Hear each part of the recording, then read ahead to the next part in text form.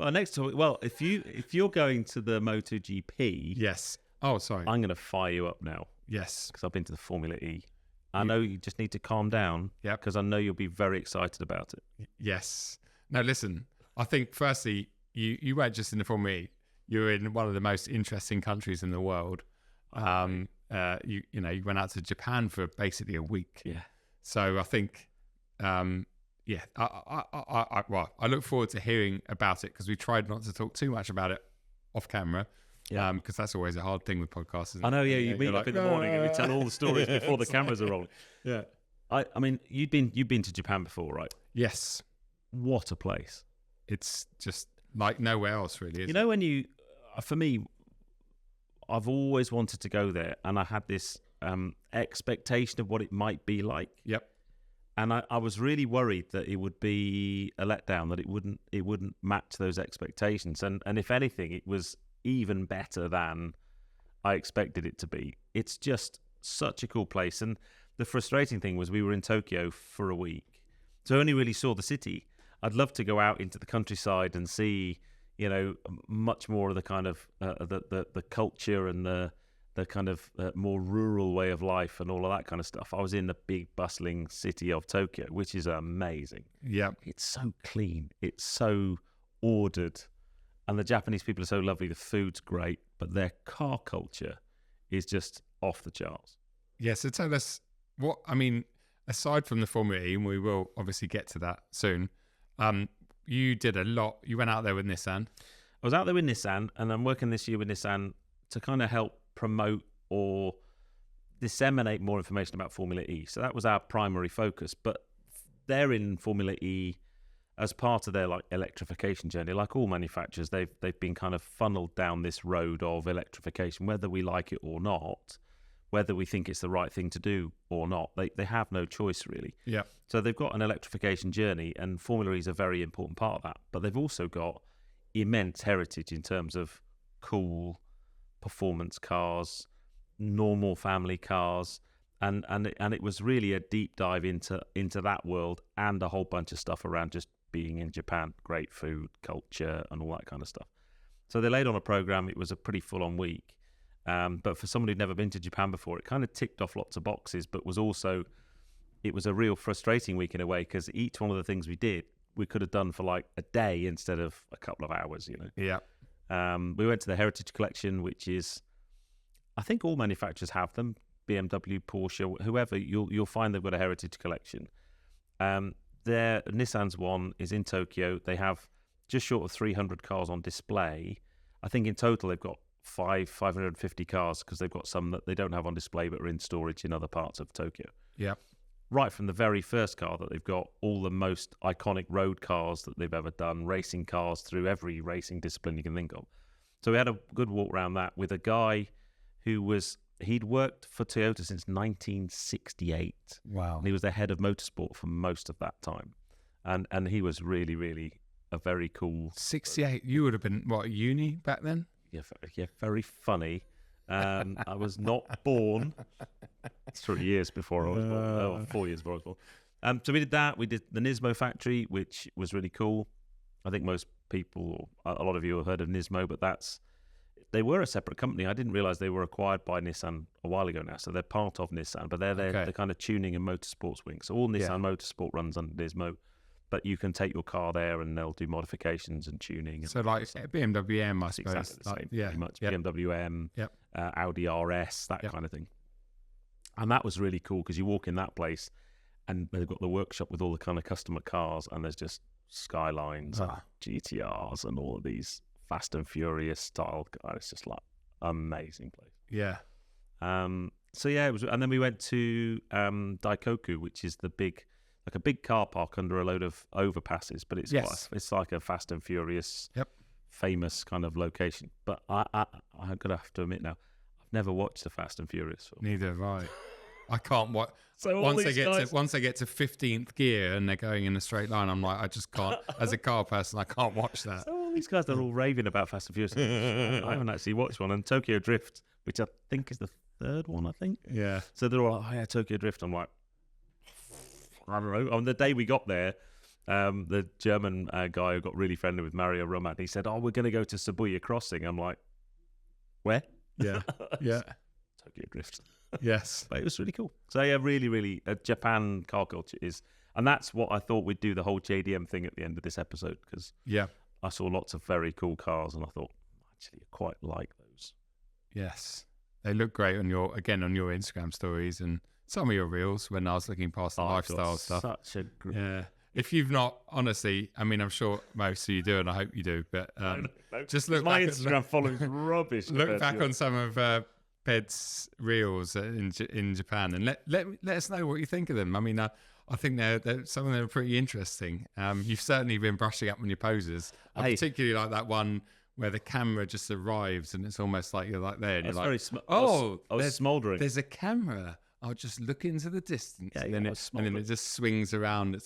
I was impressed with it, mate. I was very impressed with it. That's what you get when you go on. So they're really interesting. There's a group of nearly 20 people from all over the world. I was the only UK guy there, but there was motoring journalists and YouTubers and Instagrammers and fashion vloggers and podcasters and a whole range of. It's a bit like the trip I did with Finland to Finland with Nissan as well. Yeah. So there were quite a lot of lifestyle creators. So you can't help but kind of watch what they're doing, and it kind of rubs off on you. Of course. No, I genuinely thought it was fascinating and interesting. No, I did. No, I enjoyed it, and I was entertained by it, which is a good thing. But tell us about the Formula E. Come on. So sell it to me. I'm going to try and sell it for you. So. I'm going to preface this by saying, and I honestly don't know the reasons behind this decision, but it baffles me completely. Formula E as a sport, I think any of us that are motorsport fans or petrol heads will maybe look at Formula E. It's 10 years it's been going now. Wow, okay, it's a long time. Yep, it's evolved a lot in those days. In the first generation of cars, they used to stop halfway and swap cars. That's if you remember right. that? Yeah. And they're not, I wouldn't say they're struggling for TV audience, but they want to grow their TV audience. So if you want to grow your TV audience, what do? You put live Formula E coverage behind a paywall. Yeah. It doesn't make any sense, does it? It doesn't make any sense to me at all. No. And, even Formula One, I pay for Sky Sports predominantly for Formula One, but even that, you get a few races on live coverage on ITV. Terrestrial, yeah.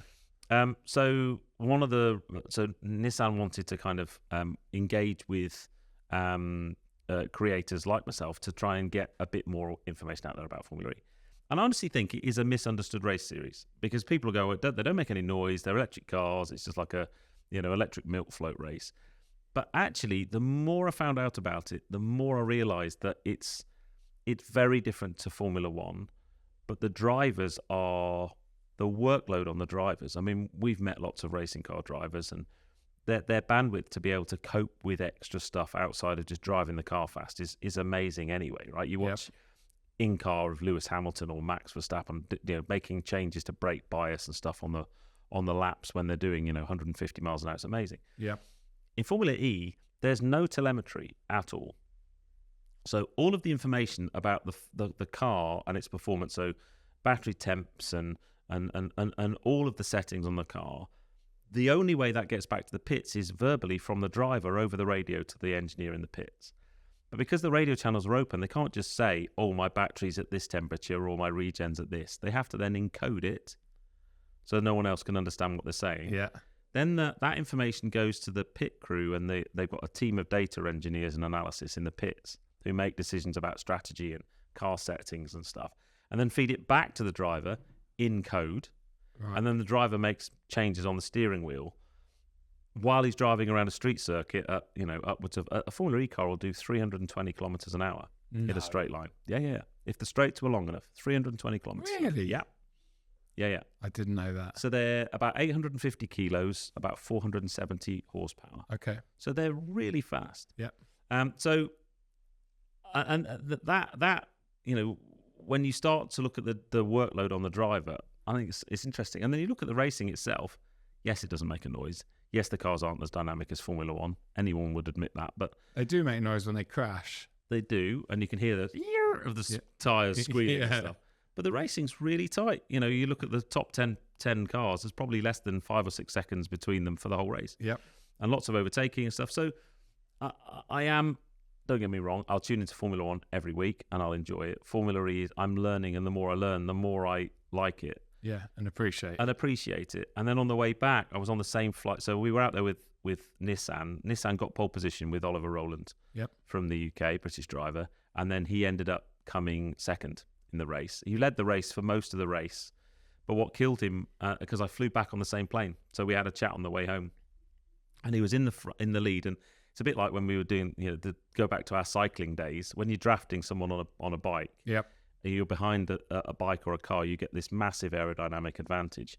And because he was in the front of the race, he had all the drag of the aerodynamics, and that meant he used more energy. So he just knew that if he'd stayed there, even though he was in front, even though he had track position, he wouldn't have lasted the race because he wouldn't have had enough battery. Oh, right. Okay. So he had no choice but to literally, at one point, you see him pull to one side and the second driver takes over. Yep. So he had to let the second driver through just for battery preservation, which you might argue is a bit of a false thing. And then he thought, well, what I'll do is I'll then sit behind him for 5 or 6 laps, recoup some energy, and then do him on the last lap. And unfortunately, he couldn't quite do him on the last lap. Okay. But it was good. I'm becoming a bit more of a fan. Yeah, so I mean, it sounds, I've always, because you say it's 10 years old, and that makes sense because 10 years ago, I was still working. I was just about to leave Storm. No, I was working in ASOS, but I lived in Battersea, just Battersea Park Road or whatever, looking over the park. Oh, and the first race there, didn't they? Yeah, so they had, I think the first race there was in 2014 or 13, whatever. But I didn't know about it until the weekend of the race because they just kept it so private back then because it's never really been a spectator's, well, at least it didn't used to be. Oh.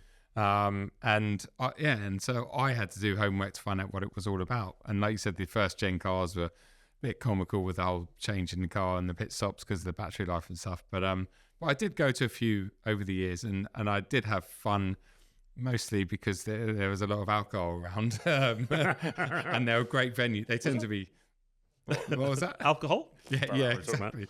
But they were great venues that I went to and the racing was really good. When you strip it back, the racing was really good. I think like anything, again, going back to when I was at the MotoGP, they have, I think, 4 or 5 rounds of Moto E in a year. And the opening round was at Portimao, which was round 2 of the combustion engine bikes.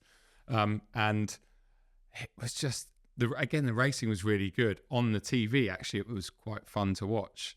But then you'd go to the grandstand or whatever, and it was just like, it was just really... It's a tough sell. I mean, there's the other bits about, there's a mega sustainability message around it. So the cars, all the cars are exactly the same. But if you like from the driver backwards, so the battery, motor, all the software, that's proprietary to each manufacturer. Yep. So a Nissan provide the battery and motor to McLaren. Oh, okay. Do they stitch them up? Yeah, probably. But but they're very much a strategy about race to road. So there's a lot of trickle down technology into their road car development. Yep. But they only have 7 tons of freight allowance per team, and the cars go directly from each race to each race. So they never come back to the UK. Yep. And they only have what was quite funny. Bearing in mind we're sponsored by Michelin, so the Gen 2 cars had Michelin tires. Yes. Yeah. Gen 1 and 2. I think. The Gen 3 cars are running Hankooks. Yep. And everyone prefers the Michelins, basically. Yes. But they only have 2 sets of tyres per car for the whole weekend. Yeah. Which I think is really cool. Which is really cool. And they look like a road tyre. They've got tread pattern and everything, and they can run in the wet, they can run in the dry. Yep. So so it's how you manage that tyre wear throughout the weekend. Yeah. Because if you destroy them in practice and qualifying, you're going to end up with a slow race car, but vice versa. Yeah. And I think that's why everything turns. One week it would be, what's your man, Oliver Rowland? Yeah. He might win or come on the podium, but then the next race he might be like 15th. And I think that the level of drivers there are really good as well because they all get paid a bit. They get paid a lot of money. Yeah, a good wage. So therefore they attract really high end, top quality drivers that maybe haven't made it into F1 for political reasons or whatever reason. Yeah. So actually you get just as much talent in something like the Formula E. Yeah. Although interestingly, one of the guys was saying, so Giovinazzi, who was driving for Alfa Romeo in F1, he came into Formula E, just couldn't do it. Yeah. He could drive the car fast, but he couldn't do all the other things. Yeah, right. Okay. But yeah, no. So it was really interesting. Awesome. Really, really interesting.